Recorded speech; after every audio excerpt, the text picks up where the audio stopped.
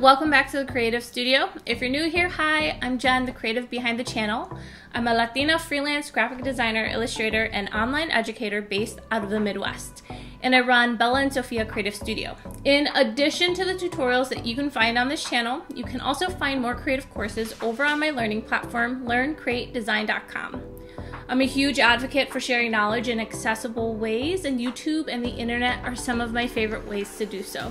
I know surface pattern design courses and tutorials are always popular, and this week I wanted to share some tips on creating the ever-coveted surface pattern design collection. I know it can be hard thinking in terms of collections, so I wanted to offer my thoughts and some tips to get you going in the right direction. Let's get started. So what is a collection? A surface pattern collection is a group of designs that work together to form a range. The number of designs in your collection can vary. This will be dependent on any number of factors like the type of products you're looking to have them work with, but a general rule of thumb is that most collections are typically between 6 to 10 designs.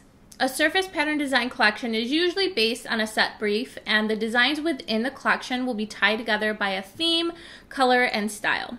That brief can be given to you by a client, or if you're an independent creative, you'll likely be coming up with those concepts. When designing in collections, there are some things to keep in mind. You want to have a really good understanding of your target market. Make sure you know exactly who you are designing for and what their requirements are. Be aware of the current trends and make sure you use these trends as influences within your designs to attract clients. Also, all your designs should be cohesive. Essentially, you want them to work together. If you look at all the designs together, no design should stand out as not feeling like it works with the collection.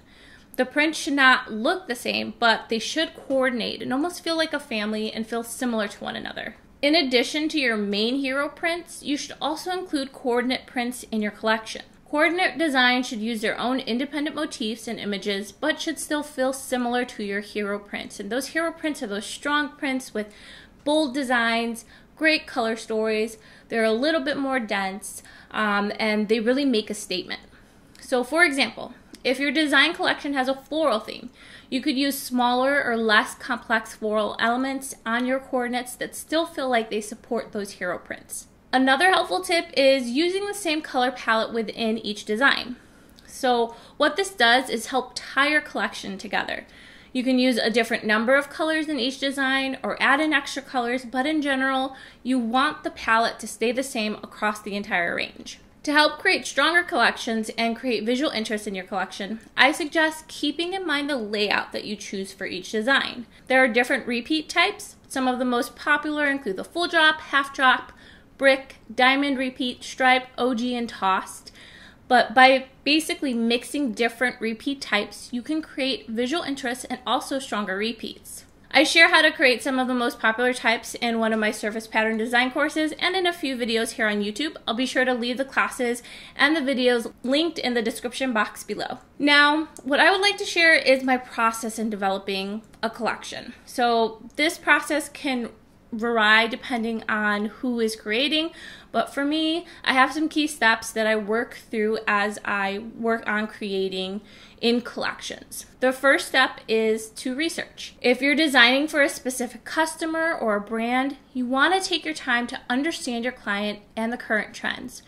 Research online, check out the news, industry-related sites, and look at retail. Then you'll want to flesh out your concept.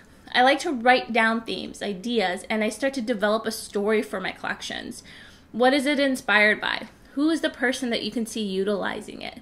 You want to develop kind of like a narrative to help you explain your visuals. Then you can use the keywords from this narrative to help you begin the next step in the process, collecting visual design inspiration. So once I have a narrative, I utilize that to source keywords to collect design and color inspiration.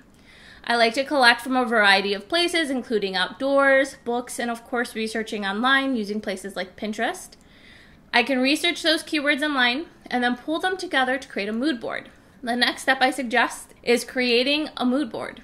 You can use something like Affinity Photo to create a mood board, but if you also just want to keep it simple, you can use Pinterest to pin all of your imagery and color theme ideas into a private pin board that you can reference as you begin the sketch process. When it comes to the visuals that I pull, I like to include motifs and design elements, color themes, and any additional supporting visuals that can help me as I begin drawing. Once my mood board is complete, I can start sketching and creating motifs and design elements to use within the design. These can be hand-drawn or computer-generated.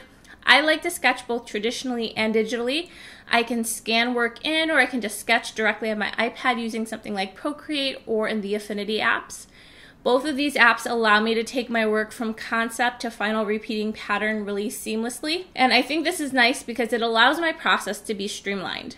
Typically, I like to create 10 to 20 motifs to start with, and then I can think about how they'll all work together before I start the next step, which is creating my designs. Once my motifs are finalized, I can begin to build my patterns within the apps that I'm working in. So depending on your needs, you can use programs like Photoshop or Illustrator, but personally I prefer Affinity Designer for vector patterns and Affinity Photo and Procreate to create raster-based patterns. You don't necessarily have to only work on one design at a time. You can go back and forth between patterns, so you can kind of work on the whole collection and see how everything is working and vibing together. If you know what products your designs are going to be used on, I would consider this during the design development process. This will likely impact the pattern type that you'll use, as well as the scale, which is basically the size. If you know you're creating something that is for wallpaper, your print might be larger than something that is, say, created for a blouse. It's really important that within your surface pattern design collection, there is a standout hero design, as I mentioned earlier. This design essentially should be your strongest and your main print. You can then design your collection around this main design. Remember, you should have primary prints, basically your hero prints, secondary prints that support that hero.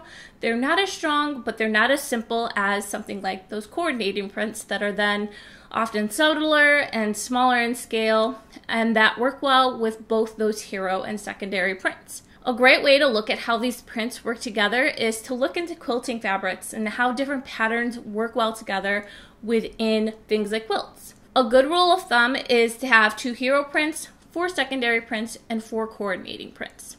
Finally, you will want to present your designs.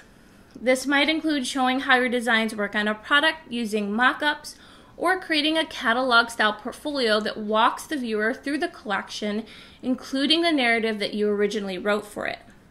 If you want to learn how to use Affinity Publisher to create something like this, make sure you check out the description box for another really helpful course that I have on this. And that is it for my process on creating a pattern collection. I hope you found the rundown of these tips helpful as you work on building your own collection. If you like this tutorial, consider giving this video a thumbs up. Thank you so much for stopping by today, and if you are not already, make sure you subscribe to my channel to stay up to date on my latest tutorials and course launches. If you're looking for other ways to connect with me, you can find me online at www.bellasofiacreative.com, and you can find all of my social media handles in the description box below. If you like tutorials like this and you're considering more in-depth creative courses, definitely check out my classes over on learncreatedesign.com. Thank you so much for watching, and I will see you in the next one. Bye!